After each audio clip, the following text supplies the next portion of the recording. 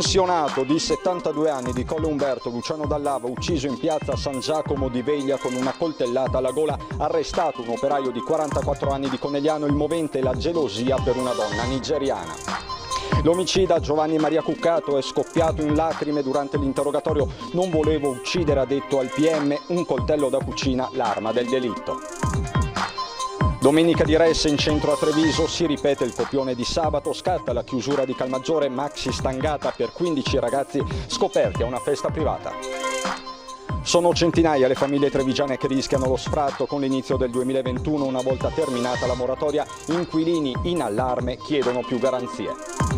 Inaugurata questa mattina dalla vice governatrice De Berti, la nuova linea elettrificata Castelfranco-Montebelluna, prossimi gli interventi sulla Belluno-Treviso. Compie 50 anni uno dei locali storici di Treviso, il titolare riceve la pergamena della città dal sindaco e racconta: stiamo attraversando il periodo più duro, ma ce la faremo. Circa 50 presepi da tutto il mondo, compresa una baita invernale, sono esposti nella mostra di presepi dei padri carmelitani al via oggi nella chiesa di San Giovanni. La mostra, assicurano, è a prova di Covid. Bentrovati, buonasera telespettatrici, telespettatori di Antenna 3. Ci sarebbe la gelosia dietro il tremendo delitto che si è consumato ieri sera a Vittorio Veneto, dove a perdere la vita è stato un uomo di 72 anni, ma ci racconta tutto in questo servizio di apertura Lina Paronetto. È strano che in un paese così piccolo, con così pochi abitanti, succedono queste cose qua come grandi metropoli.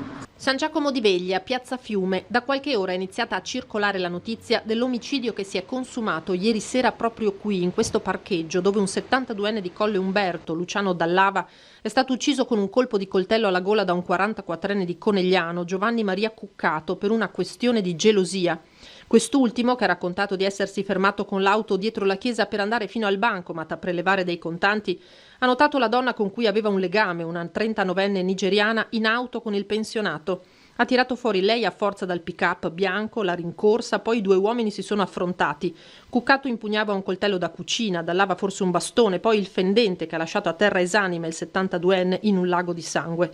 È stata la 39enne che, nel tentativo di impedire a Cuccato di colpire il pensionato, si è ferita una mano, a chiamare le forze dell'ordine. Mentre il 44enne si allontanava dal luogo del delitto, sono arrivati i carabinieri e quindi il sindaco di Vittorio Veneto. Ieri sera, avvisato del fatto, sono intervenuto. La piazza era completamente vuota, solo occupata dalle macchine dei carabinieri. Il corpo della vittima e la sua auto erano state circondate dai divisori stesi appositamente mentre si stavano facendo i rilievi di rito. Non una bella immagine, certamente. Cuccato è ripartito in macchina, poi è tornato indietro in piazza e lì i militari dell'Arma lo hanno fermato. Il capitano mi ha telefonato all'1:43 per dirmi che avevano risolto il caso, insomma. Interrogato nella notte dal sostituto procuratore Giulio Caprarola, il 44enne ha ammesso le sue responsabilità. Arrestato per omicidio volontario, è stato condotto in carcere a Treviso. Un episodio al quale San Giacomo ha fatto solo da sfondo, ma che ha sconvolto la piccola comunità. È un fatto grave che ci addolora, e anche perché siamo vicini al Natale, dove il messaggio dovrebbe essere quello della pace e della fraternità. E questo fatto veramente ci addolora. Questo il resoconto di Lina Paronetto con le immagini in notturna di QDP News, che ringraziamo. Ed è scoppiato in lacrime Giovanni Maria Cuccato, reo confesso, omicida, arma del delitto. Ha spiegato al magistrato un coltello da cucina che aveva in macchina negli scatoloni del trasloco. Incensurato, operaio nel settore della sicurezza stradale, Giovanni Maria Cuccato, 44 anni, in un istante si è trasformato in un omicida. Alle 5 del mattino l'interrogatorio alla presenza del difensore che gli è stato assegnato d'ufficio, l'avvocato Cristiana Polesel. Ha ammesso le proprie responsabilità, era molto provato per quanto è successo. Durante l'interrogatorio ha anche avuto un crollo emotivo e dice che si è reso conto solo dopo, appunto, di quanto ha fatto ed era pentito. Pare che avesse un rapporto sentimentale con la signora che era in auto e nel momento in cui l'ha vista con quest'altra persona, che poi appunto è deceduta, ha perso la testa. Solo di fronte al magistrato, afferma dunque Polesel, Cuccato si è reso conto di quello che aveva appena fatto e delle conseguenze del suo gesto. Mi è scoppiato a piangere e quindi poi naturalmente era turbato. Cioè, ha detto più volte che non era sua intenzione uccidere nessuno, ecco questo, ed era visibilmente scosso, sconvolto. Omicidio volontario senza aggravanti, quello contestato in questo momento dalla procura, quanto all'arma del delitto pare fosse in auto per puro caso. Sul coltello le confermo che fosse trasportato in auto in occasione del trasloco. Il dettaglio del trasloco lo confermano i vicini di casa. Il 44enne stava lasciando l'appartamento al condominio Galilei di via Lazzarina Conegliano per spostarsi a Osigo di Fregona. L'ho incontrato qui e diceva che appunto stava traslocando, ho visto che caricava gli scatoloni in macchina, in auto, e mi ha detto che si spostava fuori da Conegliano. Quindi proprio in questi giorni stava traslocando? Sì, in questi giorni stava andando via. Sembrava una Sì. persona cortese comunque. Sì, era gentile. E la vittima, dunque, Luciano Dallava, abitava a Colle Umberto con il fratello. I due figli sono stati invece avvisati dal sindaco della morte violenta del 72enne, con il quale però i rapporti non erano facili. Di contro i vicini parlano di una persona con la quale non hanno mai avuto problemi. Era una persona che penso qua col vicinato fosse anche disponibile, quindi non è mai stato invadente, è una persona tranquilla, insomma, ecco. Una vita da muratore, come il fratello Flavio. Vedovo dal 2018, Luciano Dallava, che aveva compiuto 72 anni lo scorso 27 novembre, abitava in questa casa di via De Gasperi a Colle Umberto, dove i vicini lo ricordano come una persona gentile, a modo. Alle volte l'ho visto, salutato, buongiorno e basta. Comunque sono gente riservata.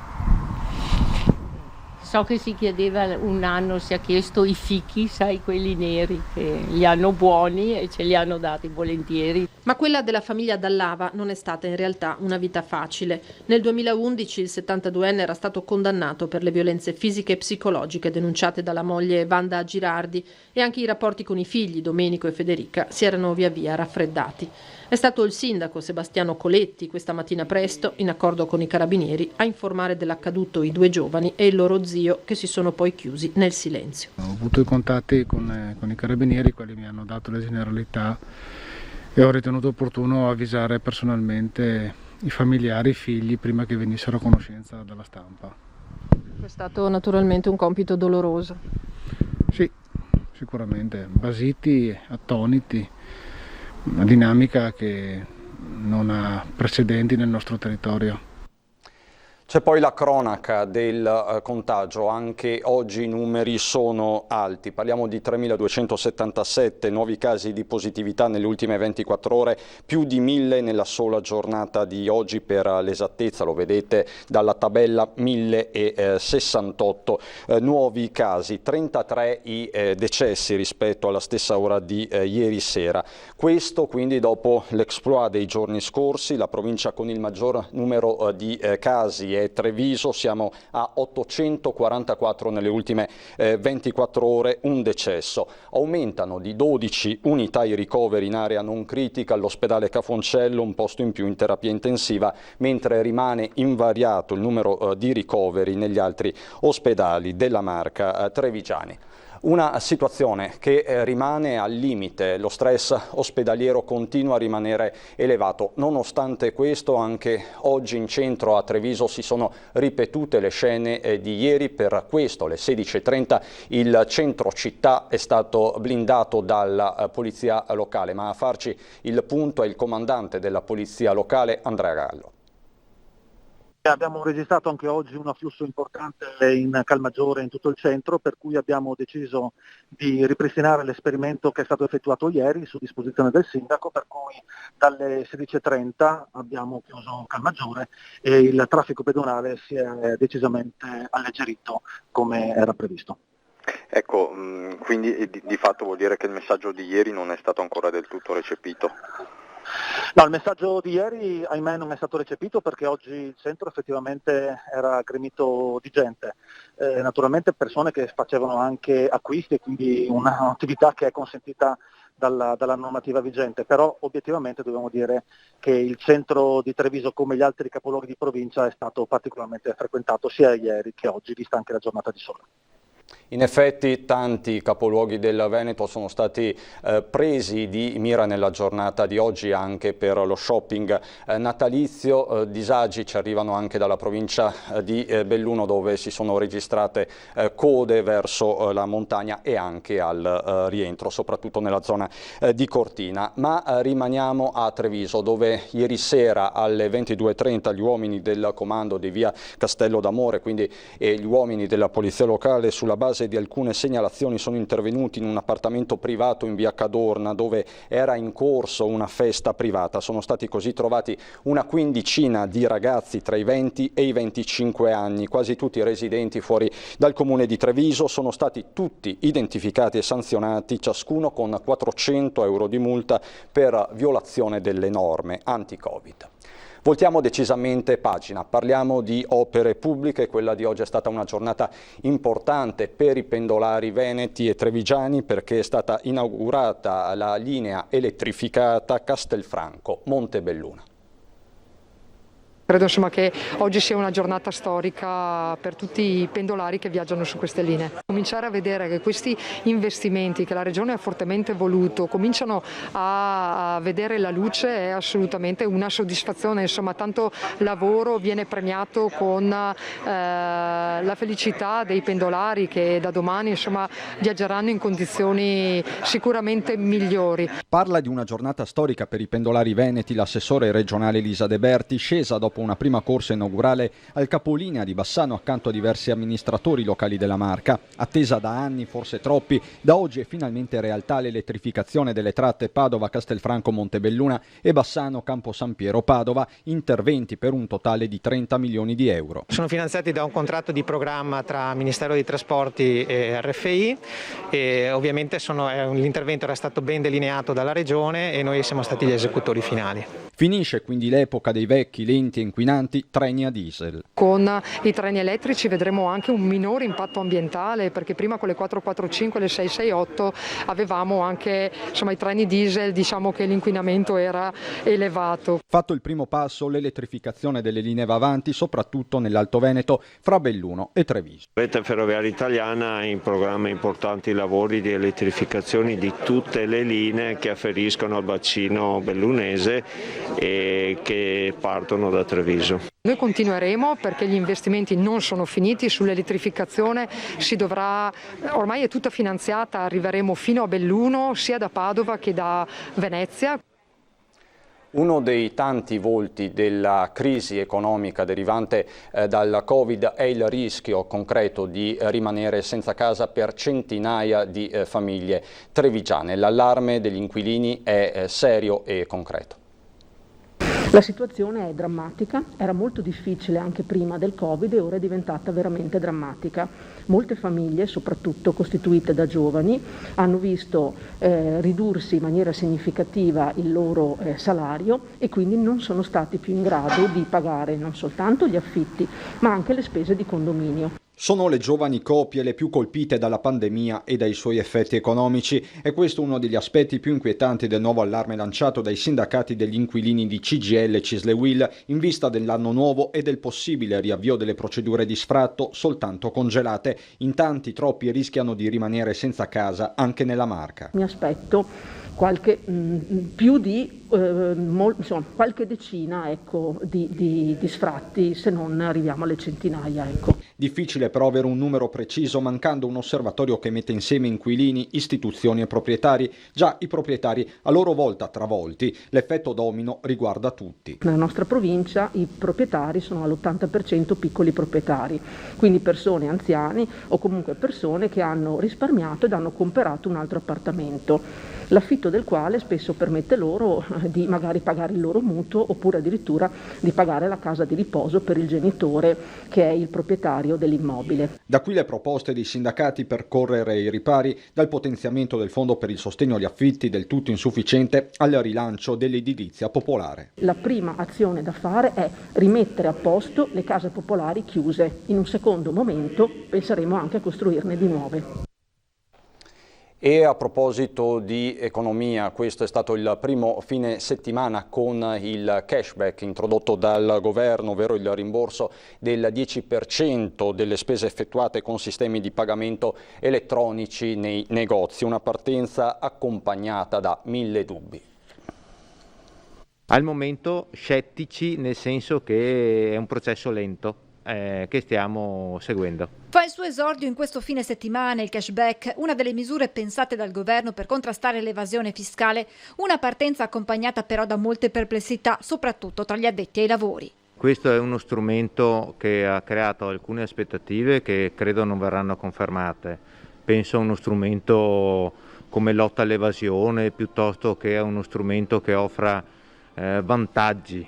È sicuramente un aggravio ad alcune procedure. Mettendo sul piatto della bilancia i pro e i contro, il rischio è che penda dalla parte dei secondi. Dobbiamo necessariamente adeguare i nostri strumenti di vendita a questa nuova opportunità. Non sono state accompagnate queste soluzioni da delle adeguate convenzioni con le banche perché c'è un aggravio di costi. Rischia di essere troppo burocratico, come tante delle soluzioni che sono state adottate in questo momento. Proprio il sistema con cui è stato pensato il cashback, secondo i commercianti, potrebbe disincentivare la sua applicazione da parte dei consumatori. Hanno capito poco il meccanismo, ecco, secondo me. Ancora lo chiedono poco per il momento. Troppo arzigogolato forse. Troppo arzigogolato. Bastava una cosa più semplice. Carta di credito, estratto conto, ho speso quello, tot scontrini. Non era difficile. Anche secondo la CGIA di Mestre sono molte le criticità di questa iniziativa e non tutte legate alle difficoltà di registrazione avvenute in questi giorni, spiega il coordinatore dell'ufficio studi Paolo Zabeo. E i consumatori divisi tra curiosità e incertezza. Troppo burocratico e poi sinceramente preferisco essere da sola e capirmi bene i miei movimenti. Non mi è piaciuta tanto questa mossa. Effettivamente può essere una trovata interessante, soprattutto per chi spende un po' di più e comunque è un rimborso, è uno sconto di qualsiasi tipo, quindi è interessante, sì. Ma nonostante il Covid sono in tanti, soprattutto operatori, ad andare avanti anche con fiducia. Vi raccontiamo la storia di Giacomino Benvenu, uno storico titolare di ristorante del centro di Treviso. È il momento più duro, dice Benvenu, ma vogliamo un futuro. Vorrei dire non 100% ma un 80% sicuro, perché si è affermato un mondo industriale, artigianale, finanziario, politico, tutto, e anche famiglie purtroppo, e tanti ospiti che abbiamo perso. Il momento più difficile in mezzo secolo di storia, eppure Giacomino Benvenu, volto storico della ristorazione trevigiana, sfoglia l'album di una vita e guarda il futuro con fiducia. L'orizzonte è quello di chi ne ha vissute tante in 50 anni di attività, qui nel suo L'Incontro. Questo locale è stata la prima discoteca della città di Treviso. Potete immaginare, Treviso 50 anni fa era molto ma molto oscura e ci davano mesi di vita. Mesi di vita che sono diventati decenni, ora certificati dalla pergamena del comune di Treviso consegnata dal sindaco Mario Conte con gli auguri per altri 50 anni di attività. Volto e anima dell'incontro, quale ringraziamento per essere stato in tanti anni di gestione del ristorante insuperabile, appassionato ambasciatore dell'accoglienza e dell'ospitalità trevigiana. Qui è passato un mondo intero, dall'Australia al Giappone a tutta l'Europa, e dico grazie perché siamo veramente felici di portarli sempre avanti, essere presenti. Poi si vedrà nel cammino della vita cosa succederà. È stato siglato un accordo fra artigiani e Centromarca Banca. Si tratta di facilitare la procedura per richiedere il super bonus del 110%. Un accordo strategico che consentirà a privati e imprese di usufruire degli incentivi previsti dal legislatore con il cosiddetto Superbonus 110% e favorire l'efficientamento del patrimonio edilizio. La cessione del credito di cui le BBC si faranno carico potrà facilitare la procedura. Una delle grandi novità importanti a mio avviso che è proprio quella di fare da general contractor, cioè da collettori, perché una delle difficoltà di questa legge è quella di mettere allineati i vari professionisti, i vari operatori, i vari attori di tutto questo. Attraverso una loro società operativa riusciamo in qualche modo a semplificarne la procedura. Le banche di credito cooperativo locali metteranno a disposizione un plafond di 30 milioni di euro. Riteniamo che tra le misure fiscali contenute nel decreto rilancio il Superbonus 110% sia quella più rilevante per la ripartenza dell'economia del nostro territorio, spiega Cenedese. Riconosce una detrazione fiscale di un importo elevato e permette di mutare le detrazioni collegate ad interventi di recupero edilizio in crediti fiscali cedibili. Il rilancio delle attività edili farà da volano alla ripresa del paese e contemporaneamente contribuirà significativamente al miglioramento dell'efficienza energetica e della sicurezza sismica. Noi, Termina, siamo vicini agli artigiani, al territorio e alle famiglie. Intanto sono davvero tantissime le richieste raccolte dalla Confartigianato della provincia di Treviso. Noi abbiamo richieste in provincia di Treviso per circa 50 milioni di lavori, quindi non è che le richieste non ci siano, perché la pubblicità, l'economia, il vantaggio è evidente e quindi la gente si mobilita e quindi per questo abbiamo anche cercato di organizzare un rapporto tra domanda e offerta, visto che noi rappresentiamo le imprese e quindi che ci sia la possibilità di velocizzare. Ad oggi le richieste di usufruire del 110% già pervenute a Confartigianato a livello dell'intera provincia di Treviso sono quantificate in 55 milioni di euro. Ancora cronaca subito dopo la pubblicità.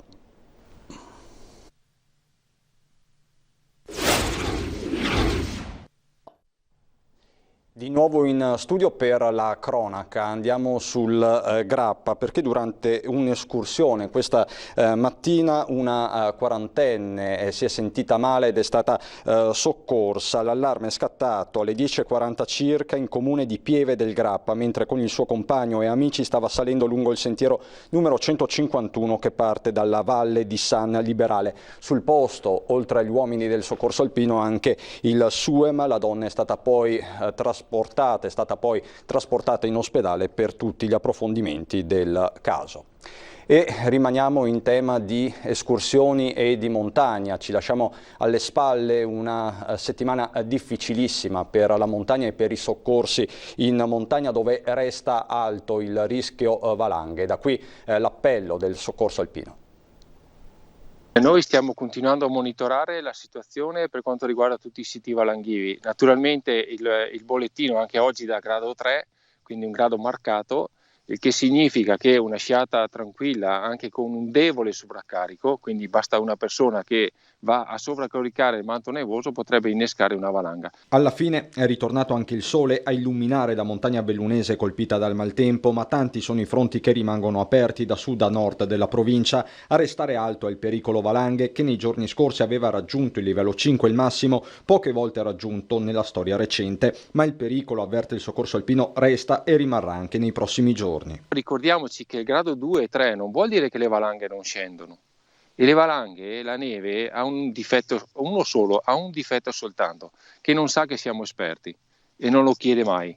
Da qui l'appello a fare attenzione a chi intende raggiungere la montagna, dove gli impianti di risalita restano chiusi, ma altre discipline possono essere svolte come escursioni e sci alpinismo. Le dotazioni di sicurezza, sonda, pala arva, saperle utilizzare, fare le prove di simulazione di come funzionano queste attrezzature, fatevi spiegare dal CAI, dalle guide alpine, dal soccorso alpino, facciamo degli eventi e soprattutto valutare il tracciato che vogliamo fare nella mattinata. L'uomo ha sempre la volontà di bypassare questi tempi e vuole sempre essere il primo, no? E questo non va bene.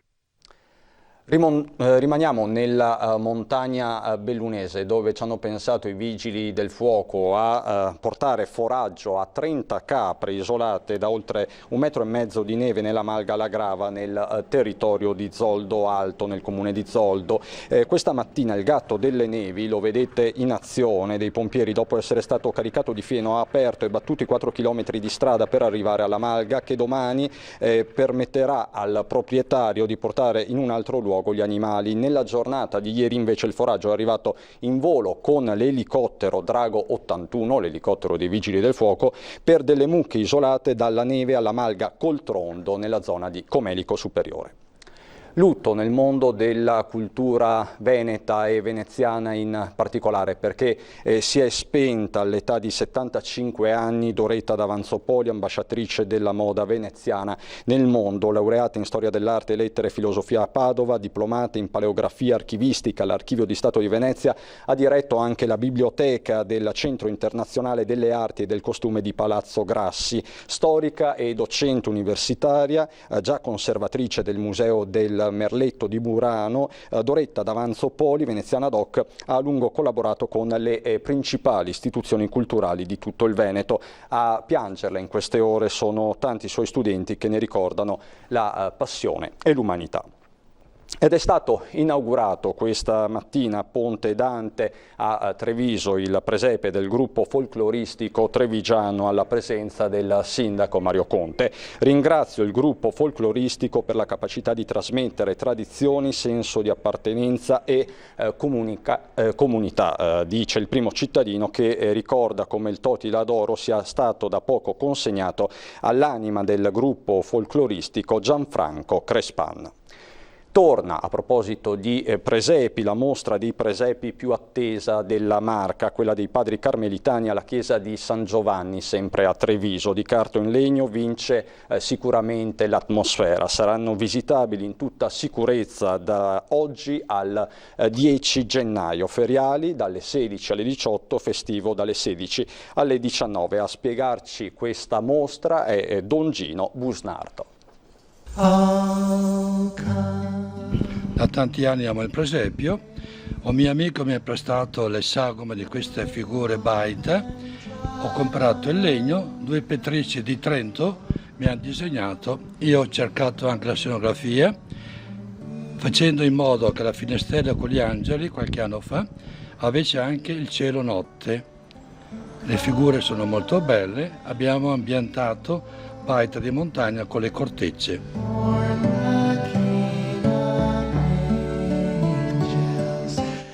La mostra, circa 50 presepi, divide in 3 parti: la baita, presepi di carta e presepi in termine tecnico greco, diorama. La novità assoluta, circa 20 scene dall'Annunciazione fino all'Assunzione della Madonna in cielo. Quindi abbiamo le natività, l'infanzia di Gesù, la vita adulta, poi la vita di Pasqua fino all'Assunzione.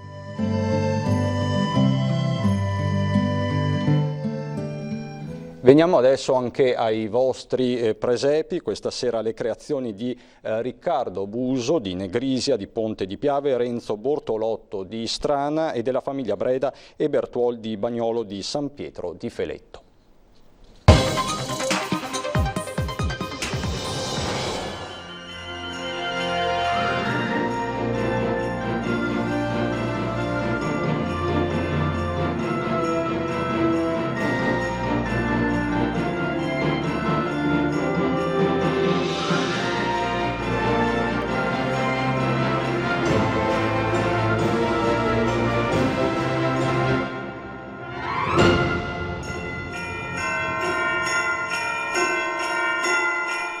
We wish you a Merry Christmas. We wish you a Merry Christmas. We wish you a Merry Christmas and a Happy New Year. We wish you a Merry Christmas. We wish you a Merry Christmas. We wish you a Merry Christmas and a Happy New Year. Good tidings we bring to you and you. Good tidings of Christmas.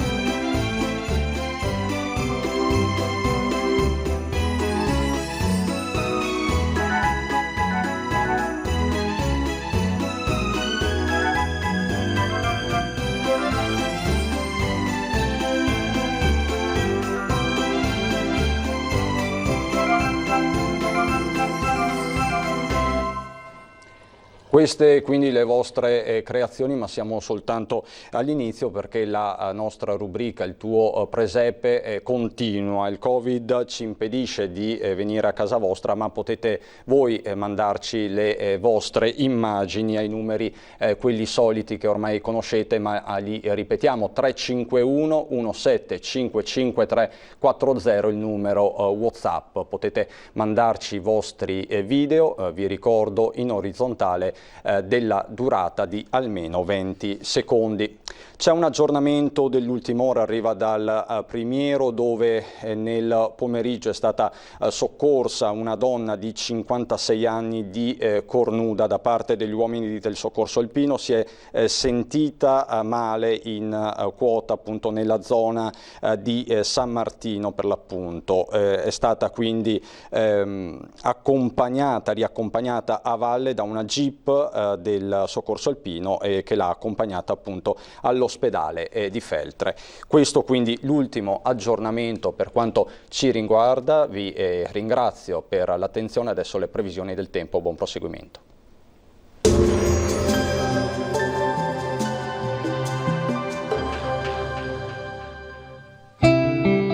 Il cuore vive finché ha qualcosa da amare, così come il fuoco avrà qualcosa da bruciare. Benvenuti al Meteo. Inizio di settimana con un tempo ancora buono, molto simile alla situazione del weekend grazie alla presenza di un campo anticiclonico. La situazione di lunedì 14 dicembre. Sul Veneto condizioni asciutte e stabili, al mattino avremo qualche riduzione della visibilità sulle pianure, specie su quelle più a sud. Per il resto ampio soleggiamento con cielo al massimo poco nuvoloso, non sono attese precipitazioni. Vediamo anche le temperature: minime tra lo 0 e i 2 gradi, massime invece fino ai 10 gradi all'incirca. Ci spostiamo ora sul Friuli Venezia Giulia, poche novità, anche qui il sole sarà protagonista e il cielo sarà sereno o velato su tutti i settori della regione. Temperature minime fino a 6 gradi, massime invece fino ai 12 gradi.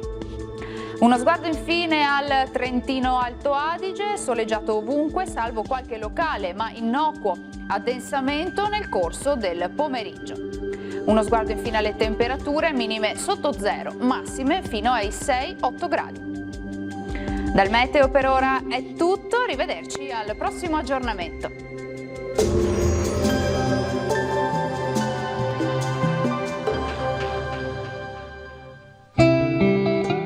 Il talento è scintilla, il genio, fiamma.